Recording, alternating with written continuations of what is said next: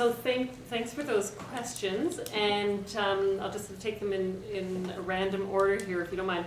So the question about the Latin American Marxism and Eurocentrism or North American centrism of my thinking or whatever, I appreciate you raising the fact that there is a huge literature, and there's a huge literature I don't know of. I guess where I'm coming from is simply saying, I've been working with trying to sort through how does this work that stems out of Marx's, like that is inspired by Marxist capital that I know of through social reproduction theory, how does it answer some of the questions of black feminism, which is the other tradition that I'm familiar with, but I would love to actually get some of the names of the writers that you're referring to too. And there's a huge, there's an Italian feminist theory, or theorists and tradition that I know some of too, and I suspect there's some back and forth between the Italians and there's a more South American feminists too, because I have a feeling it's a bit more internationalist in scope than some of the North American stuff has been. So thank you, and I'd like to talk to you afterwards with that. How to interpret the shift in the ISO? I mean, I don't know. I think it's genuine. I don't think it's opportunistic. I think that, in fact, when you look at their work on the Chicago's teacher strike, you really see, I think, a real attempt to try to grapple with the differentiated nature of class in itself, and you know, what's the importance of community and in terms of these kind of labor struggles, right? And I think that's a really good example where the rubber hit the road in terms of the work that they're doing. And I think, you know, obviously it'll be uneven, and I don't know too much, and I'm not all that,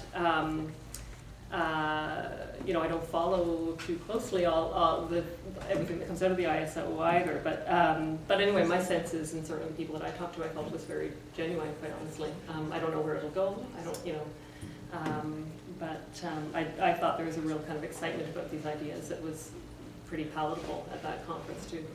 The SWP, so the SWP is a Socialist Workers' Party in Britain. It was the largest far left group, and still is in the UK. Somebody can correct me if I'm wrong, but there were it's very long kind of thing, but there was a scandal of a rape where one of the Central Committee members had been accused of raping a young comrade. And then a series of kind of defenses of that action and badly handling the rape charges, etc., led to this rethinking and of the way the SWP had handled questions around Marxism and feminism. And so, and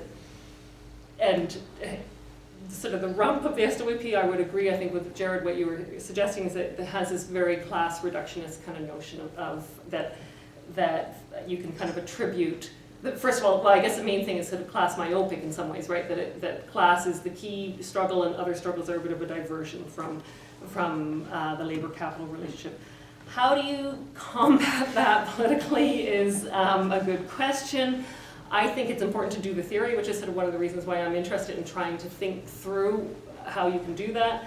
So I think it's important to do the theory. I think I don't know how to combat it politically. I really don't. I think aside from,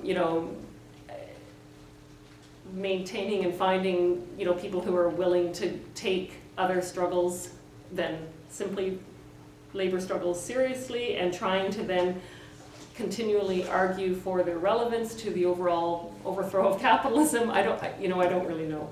I wouldn't say that it's better to go with the Weberian understanding of class. I still want to stick with the Marxist understanding. Sorry, maybe I misunderstood. I was talking a little bit during that, so go ahead. Yeah. I don't mean to drop. What I was saying is that a lot of Marxists that like the SWP, like a lot of orthotrophs, to use a term, use a very narrow male industrial version of working class, and that's not Marx, that's Weber.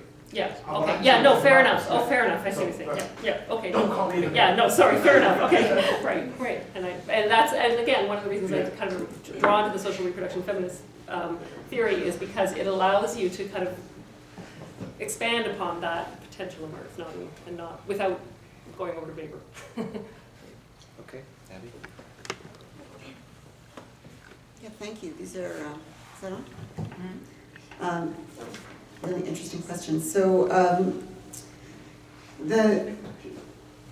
I'll address some of the other issues and then come back to some of the same questions that Sue was addressing.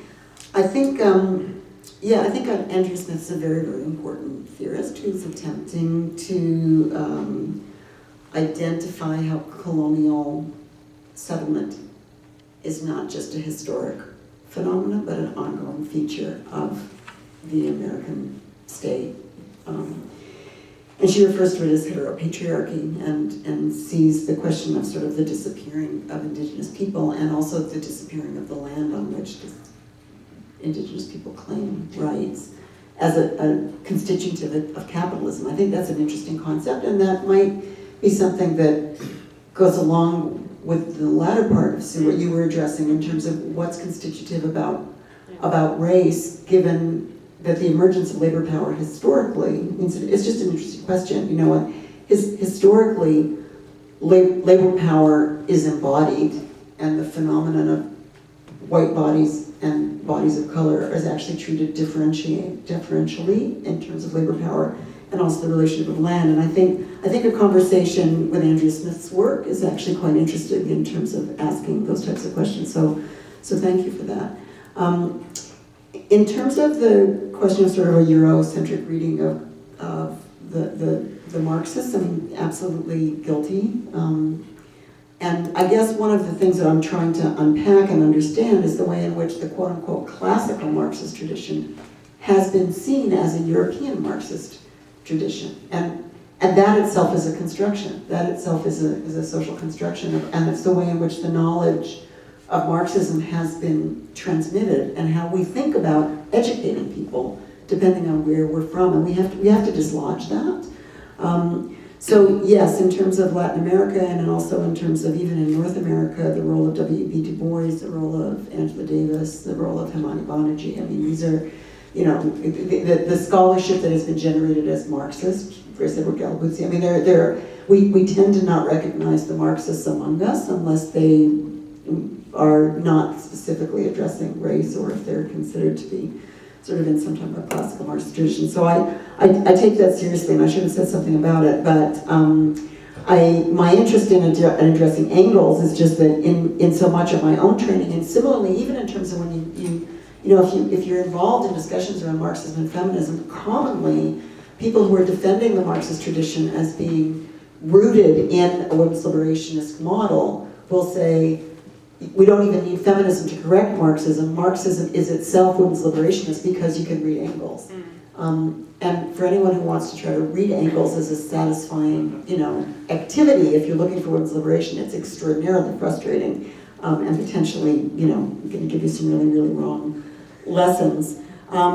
In terms of this question of class reduction that a few people raised, Jared and Jordy, I think. Jordy, I agree with you. I mean, I think commonly when Marxists say the word class, they're actually referring to work. And work is not even the way Marx used the word class. He understood it as the relationship of human beings laboring collectively through nature to change themselves and change productivity in the same act. And it's quite possible, and Lise Vogel is close to this, to actually read Marx as almost at a social reproduction framework, but not sort of finishing it, because he understood that classes are formed through a relationship with nature, and not specifically the way, you know, Marxists often sort of talk about the point of production, but it wasn't Marx. I can't find anywhere in Marx that he privileged the point of production in the way that many Marxists since Marx have tended to do that, you know, where the strategic priority is the struggle at the workplace. And even what we consider the workplace tends to be very, very narrowly defined. So at any rate, I mean, I think that's an interesting question. In terms of the SWP, ISO, and so on, Socialist Workers' Party, and the International Socialist Organization, I mean, those are not organizations that, you know, we read about those. They're not ones that we're a part of. My relationship with the International Socialist Organization recently is that they're asking the same types of questions that many of us are asking, which is, you know, if we're going to change the world, we can't assume what Alan Sears calls, you know, sort of all the old certainties are stable. We have to actually sort of take it down to the studs and rebuild and ask the same kinds of questions that Marx and Engels may have been asking, or many other Marxists have been asking, but not assume that they answered it and that therefore Marx and Engels did all of our work for us, and we don't have to revisit these types of questions. So I think the ISO activity is certainly quite sincere, certainly the work that Sharon Smith is doing. In terms of the Socialist Workers' Party and the current crisis, I mean, it's a tragic situation when, you know, a large socialist organization that has attracted some really, really fantastic people and done some fantastic work is finding itself, you know, in a situation where they can't actually address a charge of sexual violence among their members. But we shouldn't be arrogant and assume that questions of sexual violence don't occur in the left all over the place. All of us have to try to understand that that's a real and present danger and learn a language to talk about it.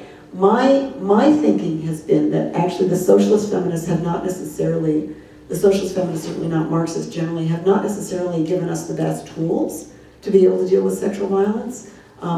Radical feminists have done a lot of work on sexual violence, and actually some liberal feminists in terms of court cases and the question of the law have done a lot of work on sexual violence. And we have to be able to read across paradigms. We have to ask the questions and not close the book before we open it because we don't like the conclusions that people draw, or we don't like everything that it's saying. So I think we need some modesty here and just hope that people are learning from the types of experiences that they're going through. Thanks, Greg, for mentioning Diane Elson's work and that whole critique of the family. I think that's a very valuable kind of way to kind of bolster it or push forward, I think, a little bit in this project. Paul's question, why does class reductionism keep coming back? Yeah, I'm sort of feeling, I don't know, these are hard questions. But I do, you know, I think there is a sense that, you know, people are so correctly, you know, right to say that, you know, the end to capitalism has got to be socializing of the productive system, which means focusing, having people at the working who are workers taking control of their spaces. So I think I don't disagree with that. It's a question of is that all it is, and how do you get there anyway? Because those struggles of the workers are always interconnected with struggles outside in their outside life as well. And I think, and I think that we see many, many huge societal changes that don't begin at the workplace at all. I think, you know, struggles over, you know, clean water, struggles over all sorts of things. So anyway, but I do think that there may be something just simply to that it's very at some level simplistic and easy to kind of grasp idea that if we don't focus our attentions on this particular space where there's a key leverage of power, then, you know, things won't go our way or whatever. And I don't know. Again, the other question, I think, you know, or the two questions over here around, you know, what do we make of the fact that, if I'm understanding correctly, or how, you know, let's not forget that there were lots of really important gains that were made for women by women in the Russian Revolution and various other historical moments that socialists have been behind. I don't disagree with that. I think it's really important to make sure that that's clear, and I think that it's not something in history that I'm trying to erase. I do think, though, it would be interesting, and I don't know enough about this, but I think it would be really interesting to learn about how some of those actually did come about. Who was doing it? Was there, the degree to which there might have been debates within their own circles around what's happening here and how much is this a diversion from the struggle, etc. Those kind of things. How did that all happen? Was it important to have autonomous women organizing? I mean, those are the practical questions that would come up in any given space. And when you have a politics that doesn't acknowledge or doesn't recognize that, then of course it becomes difficult you're starting to exclude, or you're starting to create pathways where the whole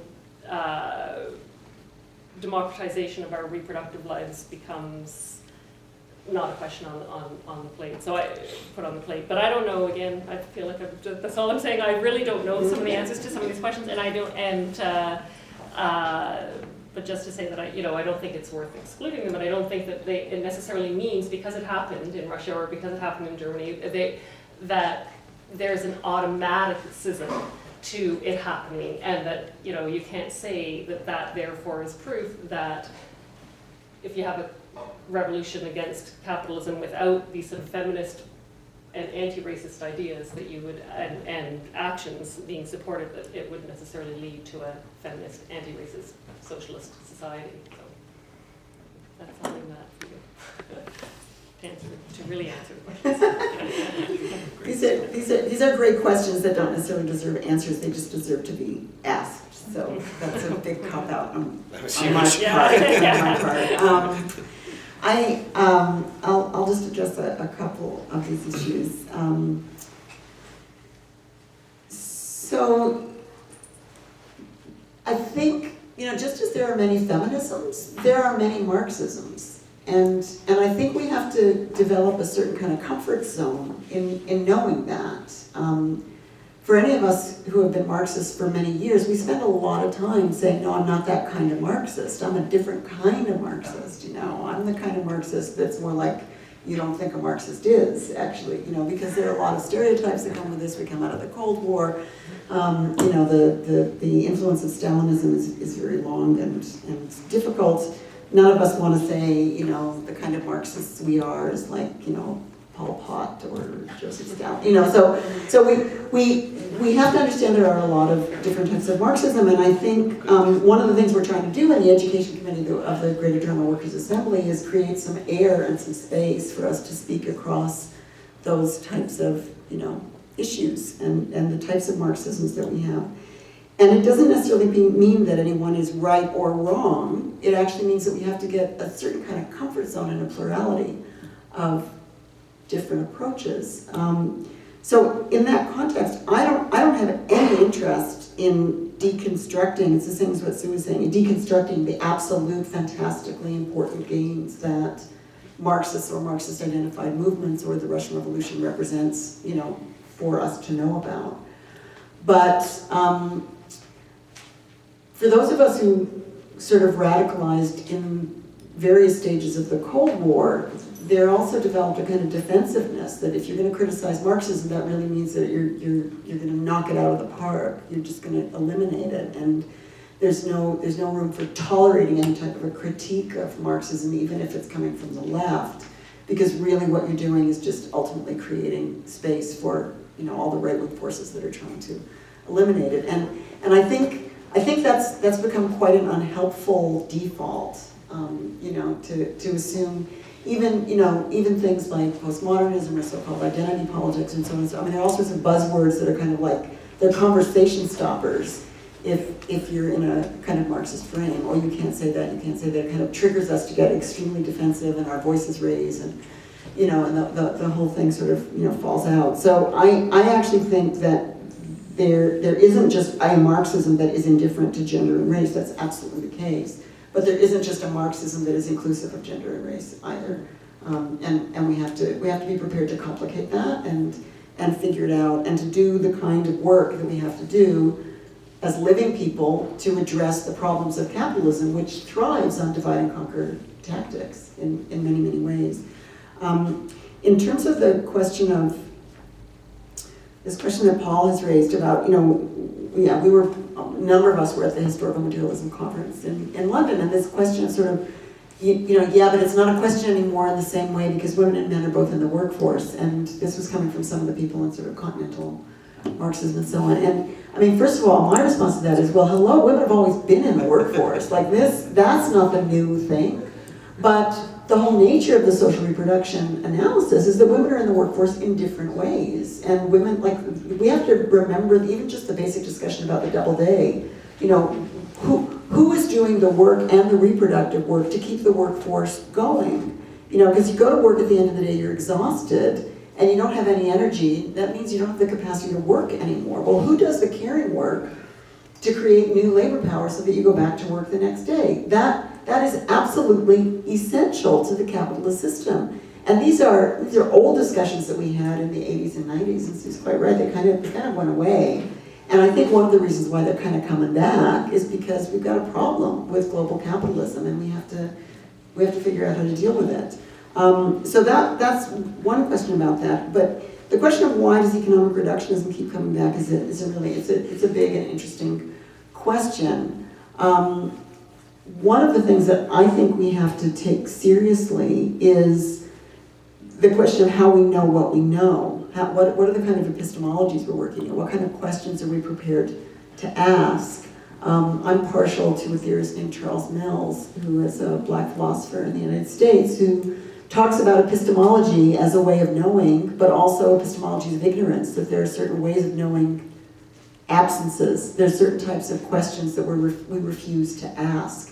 I think the whole relationship of indigeneity to Marxism is subject to that type of epistemology of ignorance. We've settled the land, we look at the working class, we don't want to look at the question of the relationship of the settled working class on the land that was stolen from them because it's difficult and it creates hard questions about material interests and so on and so forth. But if we don't do that, then we're not actually coming to terms with capitalism as a totality.